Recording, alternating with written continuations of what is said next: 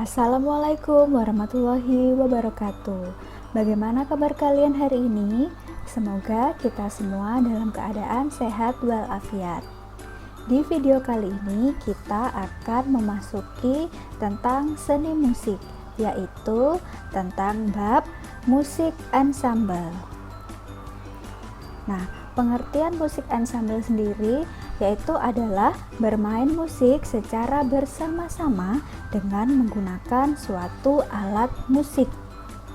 Nah, dalam bahasa Prancis, ensemble itu memiliki arti yaitu sebagai rombongan musik.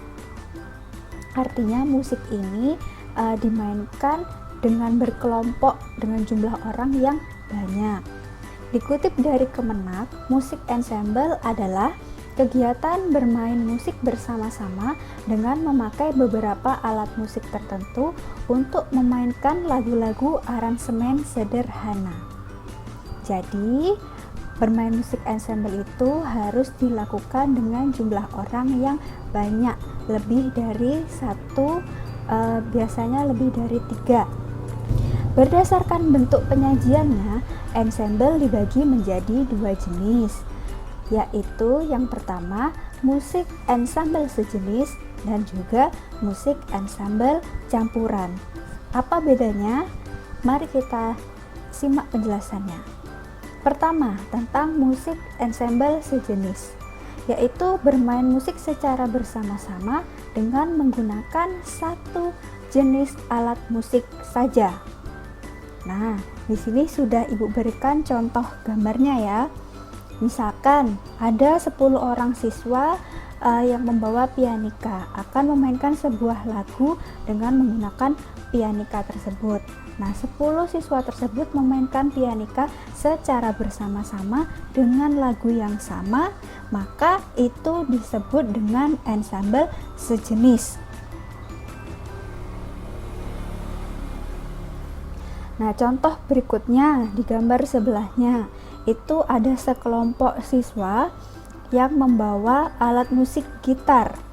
Nah, sekelompok siswa ini memainkan alat musik gitar secara bersama-sama dengan musik yang sama dalam satu kelompok yang sama, maka itu disebut dengan ensemble sejenis. Paham ya anak-anak? Mari kita lanjutkan. Nah, yang kedua adalah ensemble campuran.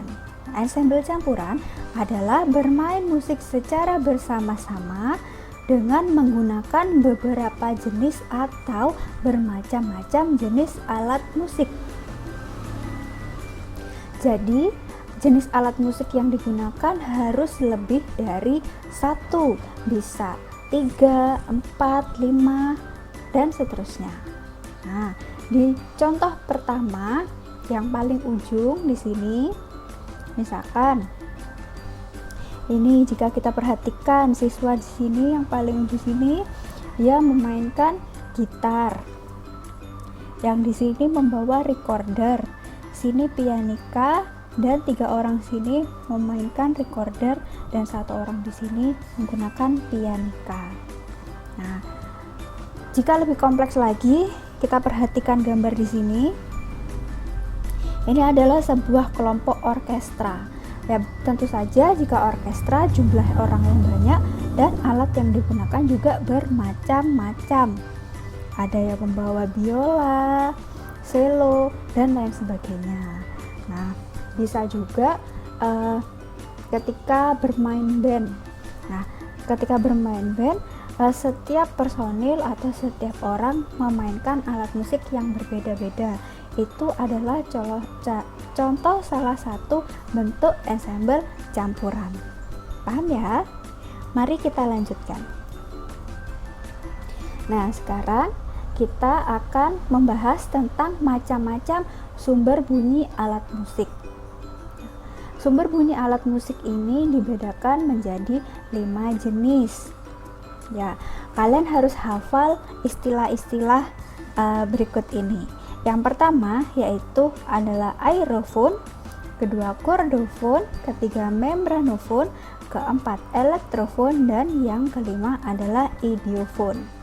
Nah, apa-apa saja itu? Baik, kita simak penjelasannya.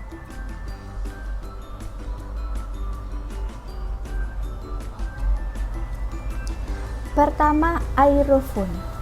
Nah, aerofon ini adalah sumber bunyi yang berasal dari getaran udara.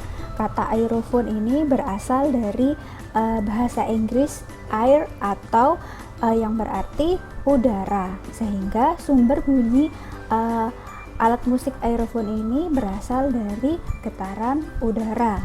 Contohnya seruling, trompet, dan recorder. Nah, getaran udara ini didapat dari mana? Dari hasil tiupan atau hembusan nafas kita yang memainkannya. Seperti ini ya contoh gambarnya. Itu yang pertama adalah trompet, yang kedua seruling, dan yang ketiga ini adalah recorder. Lanjut, berikutnya yaitu kordofon. Kordo itu berarti dawai atau tali. Maka kordofon adalah sumber bunyi yang berasal dari dawai atau tali yang digetarkan. Misalkan saja gitar, biola, sape. Nah, masih banyak yang lainnya seperti sasando, kecapi, dan lain-lain.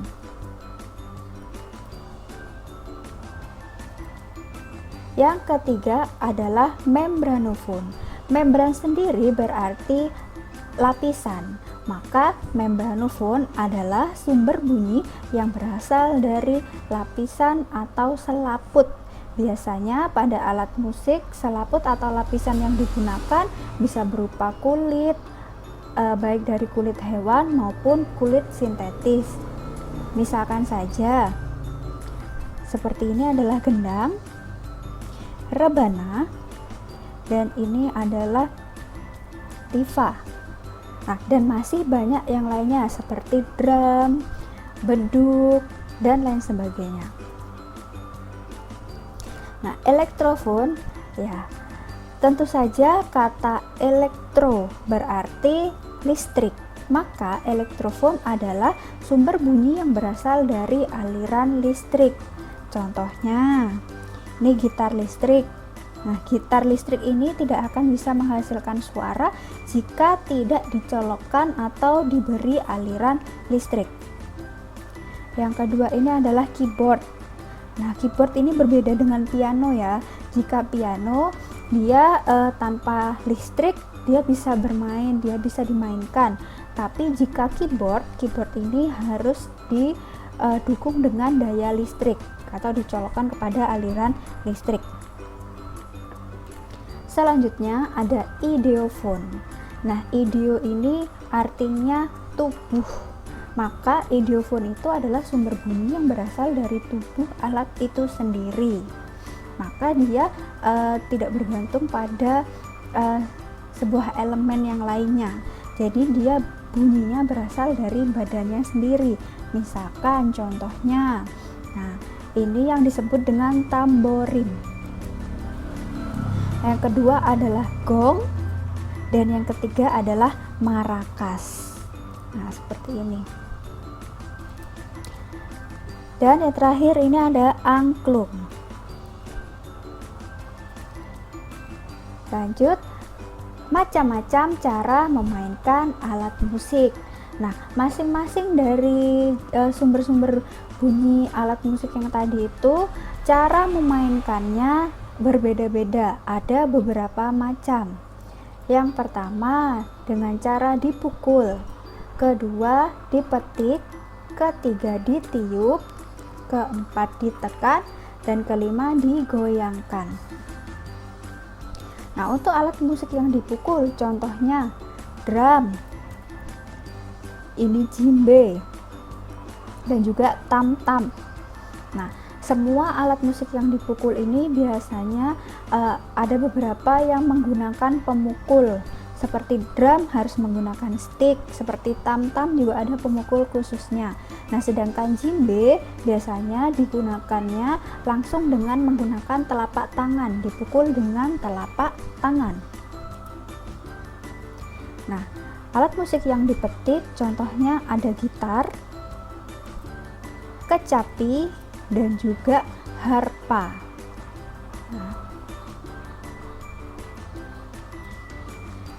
Nah, alat musik yang ditiup contohnya trompet, seruling, dan juga saksofon.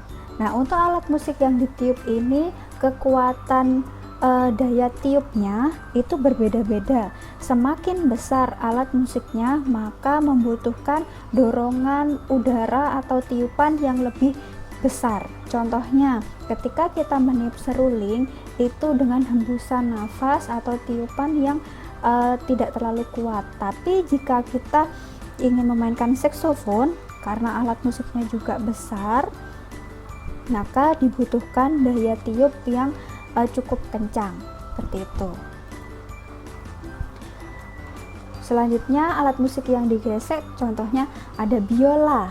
Nah, tentu kalian sudah familiar ya dengan biola ini. Yang kedua adalah cello.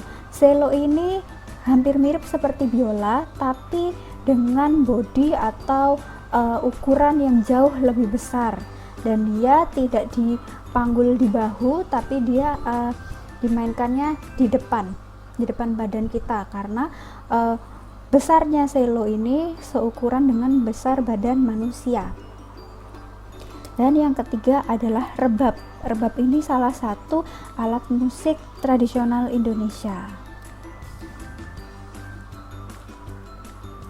Nah, alat musik yang ditekan contohnya ada piano, keyboard, dan pianika. Nah, pianika ini, khusus pianika, cara memainkannya itu ada dua ya. Selain dia ditekan, dia juga harus ditiup, seperti itu. Dan yang terakhir, alat musik yang harus digoyangkan. Nah, contoh pertama ada angklung. Cara memainkan angklung, badan dari angklung itu harus digoyangkan agar bambunya bergetar sehingga menghasilkan sebuah suara. Yang kedua adalah tamborin. Dan yang ketiga adalah marakas. Nah, marakas ini bisa juga kalian membuat sendiri. Contohnya misalkan botol minuman mineral yang kosong kalian isi dengan jagung atau dengan kacang hijau, kemudian kalian tutup rapat dan kalian goyang-goyangkan, itu bisa menjadi marakas, alat musik sederhana yang bisa kalian bikin sendiri di rumah, seperti itu. Nah, selanjutnya berdasarkan penyajian dan fungsinya, alat musik itu dibedakan menjadi 3.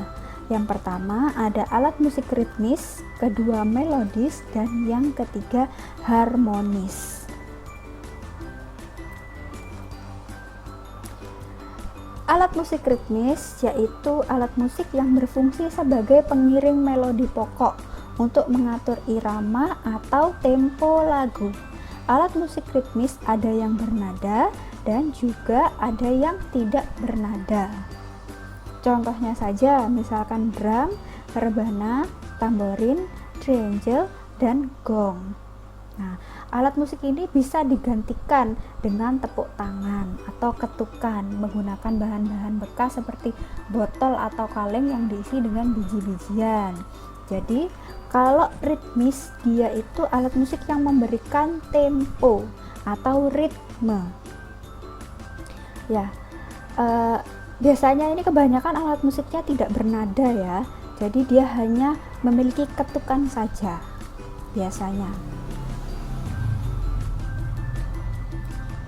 Dan yang kedua alat musik melodis. Nah, jika alat musik melodis ini kebalikan dari alat musik ritmis. Nah, kalau alat musik melodis ini fungsinya dia memainkan melodi ya, atau untuk merangkai nada-nada sehingga dia bisa memiliki melodi yang lebih indah. Dia punya nada seperti do re mi fa sol gitu jika melodi. Contohnya saja seperti pianika, trompet, recorder, seperti itu. Nah, yang ketiga ini adalah alat musik harmonis.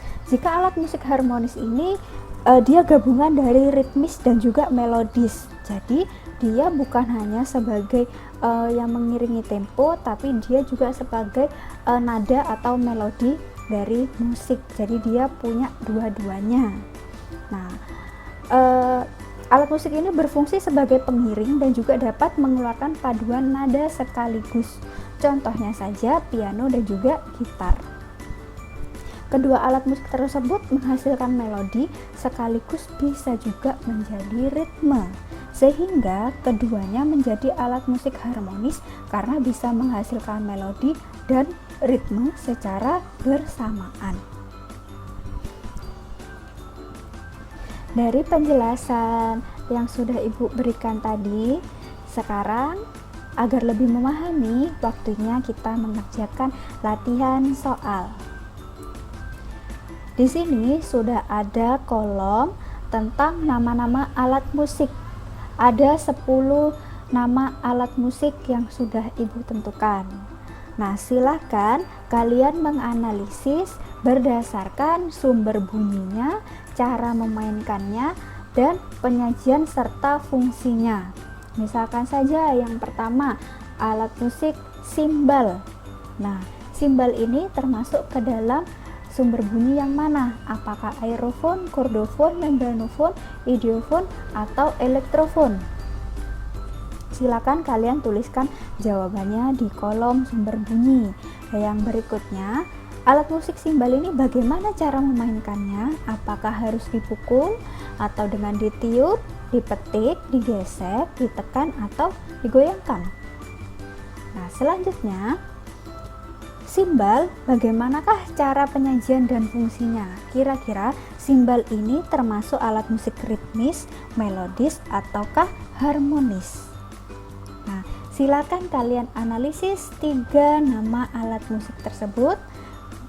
Tuliskan kolomnya, gambarkan kolomnya, tulis di buku tugasmu. Jika sudah, maka fotokan lalu kumpulkan ke Google Classroom grup seni budaya kelas kalian masing-masing. Demikian penjelasan Ibu kali ini. Terima kasih sudah menyimak. Selamat mengerjakan dan selamat belajar. Wassalamualaikum warahmatullahi wabarakatuh.